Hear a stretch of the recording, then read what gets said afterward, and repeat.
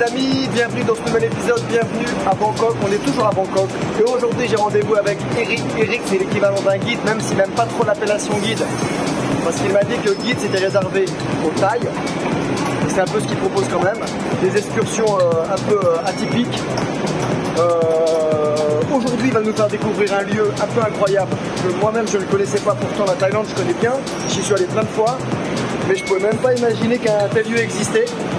Je vous en dis pas plus, je vais prendre mon ticket parce qu'on a rendez-vous à une station de métro et il va me retrouver en moto et il m'amène quelque part. Tout ça, dans le nom.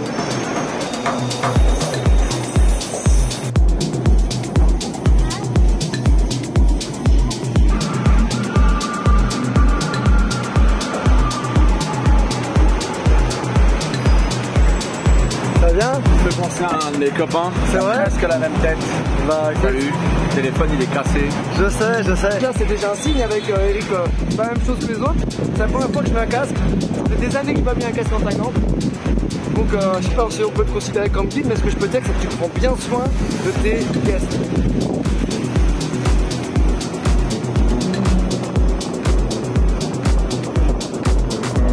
Tu vas voir l'arrivée à l'embarcadère, c'est un diagonale sur une petite voie étroite.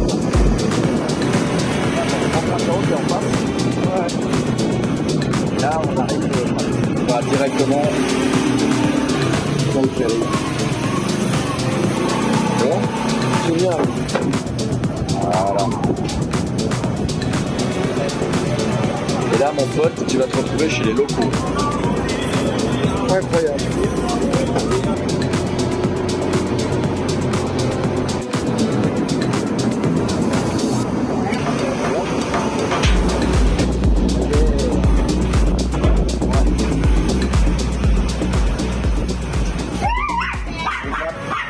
Donc là ici c'est Bang Krachao, donc c'est une île artificielle qui a été créée à la fin du XVIIIe siècle. La principale raison d'avoir créé cette île, c'était d'anticiper des éventuelles invasions provenant du sud et de relocaliser une partie de la population Mon Birmanie qui a fui le sac d'Ayutthaya en 1777. D'accord. Donc c'est vraiment la culture des Mon Birmanie. Et en fait, tu me disais que c'est le poumon, de Bangkok. Alors ouais, c'est une zone qui est préservée justement parce que ça capte à peu près 6000 tonnes de CO2 par an. J'avais une boîte en France, une boîte d'informatique, une boîte de logiciels, qu'on a revendue avec mon associé début 2010. Et le jour où on a signé la cession avec les avocats, donc je me suis retrouvé avec un chèque et puis un peu de temps devant moi, donc je me suis dit c'est le moment de partir voyager. Et l'idée c'était de faire le tour d'Asie du Sud-Est, rédiger un blog et puis prendre des photos. C'était vraiment ça l'idée, une première expérience en Asie. En fait, moi je suis pas un guide touristique. Mon métier, ça n'est pas d'amener des gens pour visiter des temples ou des lieux touristiques. En fait, ce que je fais, je suis plus un accompagnateur. Moi, je suis plus un ami local, un expatrié qui connaît très bien Bangkok et qui s'intéresse à la culture. Donc moi, mon créneau, effectivement, c'est la culture. Donc quand je parle de culture, je vais y associer tout ce qui est musée, tout ce qui est institution culturelle, tout ce qui est lié à l'art, donc le street art, les quartiers historiques. Enfin voilà, ça c'est mon credo. Donc en fait, moi, j'organise je conçois des parcours qui sont des parcours originaux où j'explique ce qu'est Bangkok, pourquoi Bangkok et comment Bangkok est né et à partir de quoi Bangkok est né. Et pour faire ça, j'organise, comme je disais, des itinéraires. Ces itinéraires sont thématiques et moi j'accompagne les gens dans ce processus. Donc selon un rite assez bien établi maintenant qui est je fais un brief sur le lieu qu'on visite. Après, on fait une petite promenade à pied pour prendre des photos ou discuter avec les gens. Il y a un quiz. Et puis pour ceux qui ont choisi l'option team building, on fait des jeux à destination. Donc là, ce que tu vois, c'est l'entrée de la déchetterie, les panneaux jaunes. D'accord. L'entrée du temple est juste derrière. Ça va rien. Là, je dis, ce que l'on voit là, tu le verras pas deux fois, c'est un endroit qui est unique. Unique déjà à Bangkok et peut-être même unique en Thaïlande. Donc ça, c'est la déchetterie. En fait, c'est l'endroit où l'on trie les bouteilles pour en faire des. En fait, les bouteilles sont triées, elles sont compactées, elles sont envoyées dans une usine. On en extrait des fils de PET, des fils de polyéthylène. Et ces fils sont tressés avec des fils au coton. Et à partir de là, on fait des pans de tissu qui sont teintés aux couleurs des robes de moine. Et les pans de tissu sont envoyés directement au temple, ici le Wat Chak Deng, à Bang Krach Chau. Et des couturières, on va aller les rencontrer là tout à l'heure, fabriquent les robes de moine. Et donc pour faire une robe de moine, il faut 15 bouteilles. Et en bons commerciaux que sont les moines ici, ils font des packages. Donc tu peux acheter un package. Le package c'est 4, alors c'est marrant parce que c'est vraiment un package. Donc tu as 4 robes de moine, tu as un peu de parfum, machin, et tu achètes ça pour, je crois que ça coûte 5000 balles. Donc c'est un endroit assez unique. Et c'est les gens qui travaillent ici, ce sont des Birmans. Ok. Donc là, tu as toutes les bouteilles qui sont propres, entre guillemets.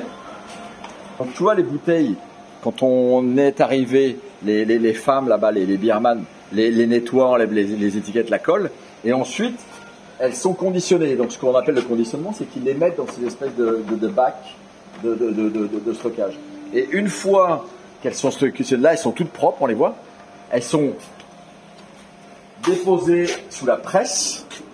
Donc il y a quelqu'un ici qui s'occupe de cette unité, et ça ressort comme ça. Ah ben tiens, il est là, le monsieur. Et ça ressort comme ça. Donc là, toutes les bouteilles, c'est génial. Elles sont envoyées dans une usine, je crois que l'usine est à Bangkok. Et cette usine à Bangkok, ce qu'elle fait, c'est qu'elle elle fait fondre les bouteilles, elle extrait les fils. Les fils ensuite sont tissés avec des fils de coton. Ça peut pas être 100% du PET. Donc des fils de coton. Et à partir de là, c'est tressé pour faire des pans de tissu qui sont colorés couleur safran.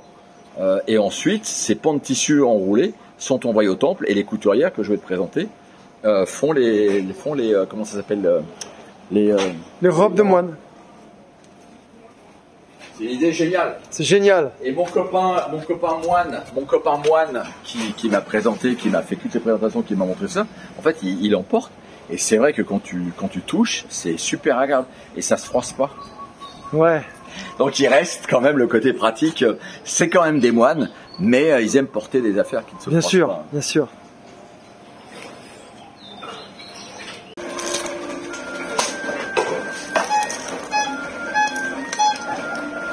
Il y a une image super là, regarde. Les moines qui ont fait nuit. Oh, yeah. Ah, les gars. Ouais, donc couleur safran, effectivement.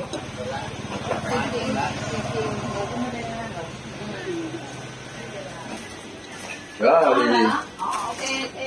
les fameux packages. Les fameux packages.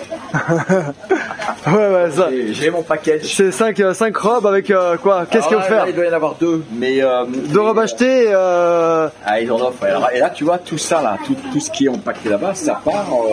Enfin, ils envoient ça en Thaïlande pour ravitailler d'autres monastères, etc., etc. Ok. Donc c'est un vrai business entre guillemets.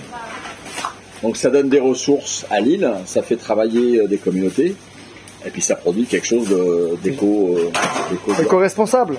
C'est pas mal tout ça. Hein? Donc là, ce que l'on voit, le stupa en grès, en brique, c'est ce qu'on appelle le Dhamek. Et le Dhamek, c'est un chedi qui est en Inde. Mais en tout cas, dans le bouddhisme, c'est l'endroit où le Bouddha a donné son premier sermon après qu'il ait reçu l'enlightenment. Ça, c'était où? Il a atteint le nirvana en Inde. En Inde. Donc ça, c'est une pièce unique. Alors pourquoi elle est faite en grès? Justement parce que les mondes birmaniques, ce sont des artisans. Et des artisans potiers. D'accord. Voilà. Et la petite histoire sur le moment où le Bouddha est devenu Bouddha, c'est que cette fameuse nuit où il priait sous le Bouddha tree, sous le Bouddha tree, et qu'il a atteint le nirvana, en fait, il a fait son premier sermon à l'endroit où a été construit cette en Inde. C'est où en Inde? C'est où? Je sais plus. En Inde. Et il a fait son premier sermon dans ce qu'on appelle la forêt des daims. C'est pour ça que dans les temples birmans, dans les temples bouddhistes, tu vois à côté des statues Bouddha 2 daims. D'accord. C'est pour célébrer l'endroit, pour se rappeler de l'endroit où il a fait son premier sermon en tant qu'éveillé. D'accord. Donc là, ça c'est une copie conforme du Dhamek, qui est un stupa en grès. Et il n'y en a qu'un dans le monde, il est ici. La copie, hein, je parle. Hein. L'original est en Inde. Ok. Et toi, t'es bouddhiste ou pas? Est-ce que tu fais? Moi, je suis athée, moi. Voilà. Je suis un athée qui s'intéresse à toutes les religions. C'est bien. D'un point de vue culturel, on va dire. Bien sûr. On va passer. Hello.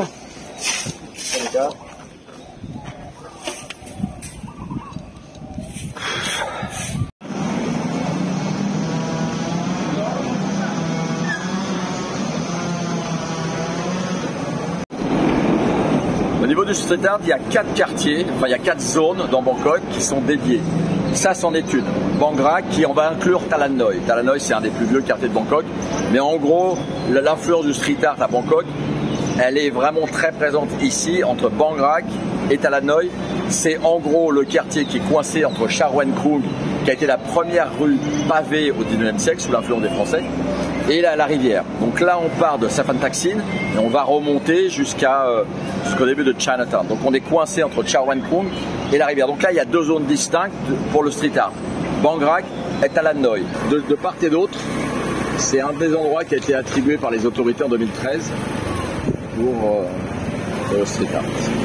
Donc là, tous les artistes qui sont représentés ici sont des stars, hein. Enfin des stars. Car ce sont des tailles principalement qui sont devenus qui sont assez connus, quoi. Et là, on va s'arrêter devant Alex Face, la fresque d'Alex Face. Hello.